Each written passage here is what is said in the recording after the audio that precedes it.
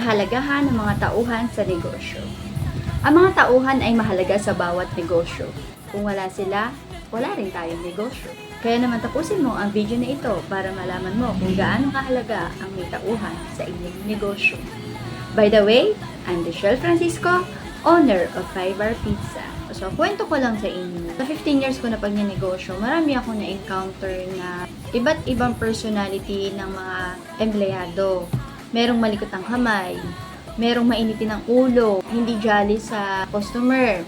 Meron din naman na walang care sa negosyo. Lahat yan, mga na-encounter ko na ng mga personality ng mga tauhan. So, proud ako sa empleyado ko ngayon kasi makikitaan mo sila ng malasakit, makikitaan mo sila ng sipag, determinasyon, at jolly sa mga customer, at higit sa lahat, walang nangungupit.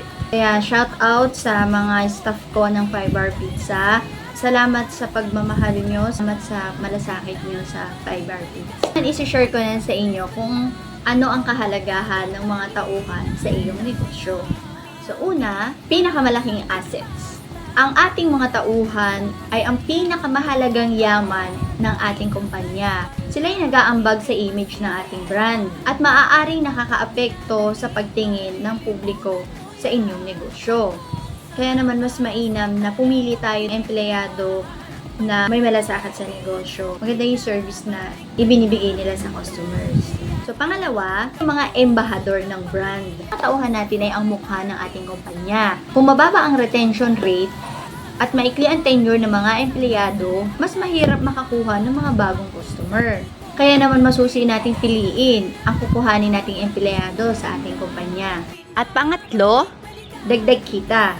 Kapag ang isang empleyado ay binigyan mo ng sapat na sahod, benepisyo, at iba pang perks, magiging positibo ito para sa iyong kumpanya. Tulad na lang malasakit sa negosyo mo, at lalo sila magsisipag sa trabaho nila. Kaya naman mahalaga na alagaan natin at mahalin ang ating mga empleyado. Bigyan natin sila ng halaga para sa tagumpay ng iyong negosyo. Maaring napapagsabihan natin sila o napapagalitan natin. Pero wag sana dumating sa punto na namumura pa natin sila, nasisigawan natin sila. May damdamin din. Na-offend din sila, napapahiya din. Kung nagkamali man sila, bigyan natin ng second chance. Dahil wala naman talagang perfectong empleyado. So kung magkamali man sila, dapat meron tayong binibigay na second chance.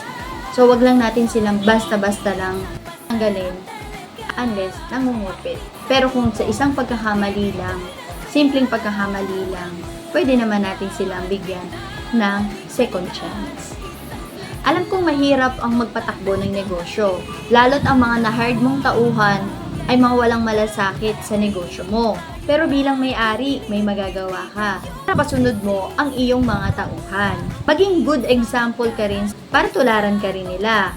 At para makuha mo rin ang tiwala at respeto nila sa iyo. Kung minsan kasi tayo ring mga owner ay nagpapakita ng mali at katamaran sa ating mga tauhan. Irerespeto ka din nila at mamahalin nila ang negosyo mo. Kung pinapahalagahan mo sila, papahalagahan ka rin nila. So, ulitin ko, kung gaano kahalaga na may tauhan ka sa negosyo mo. So, hindi ka makakakilos, hindi mo kakayanin lahat ng mag-isa, hindi mo kakayanin lahat ang trabaho nang walang tulong ng iyong tauhan. So, tandaan natin kung gaano kahalaga ang may tauhan sa iyong negosyo. So, kung may natutunan ka sa video natin ngayon, paki-like, share, and follow ang page ng 5R Pizza. Shout out sa mga empleyado ng 5R Pizza. Hanggang sa muli, trabahong malupit para hindi magipit. God bless!